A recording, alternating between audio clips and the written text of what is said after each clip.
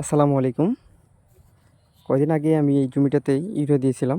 আজকে এই জমিটাতে আমি 10 কেজি ডিএপি এবং এই চাই বীজটা মাখাইয়ে দেব। এই অবস্থায় কিন্তু শরীরে উড়ে যাবে। তো আমি যখন মাখাবো এটা, তখন এটা হালকা করে উপর দিয়ে পানি ছিটিয়ে দিব, যেন এটা সারের সাথে লেগে যায় আর কি। মানে সারের গায়ের সাথে এই পদার্থটা যেন লেগে থাকে, যাতে শরীরে উড়ে না আসে। দেখুন আপনারা,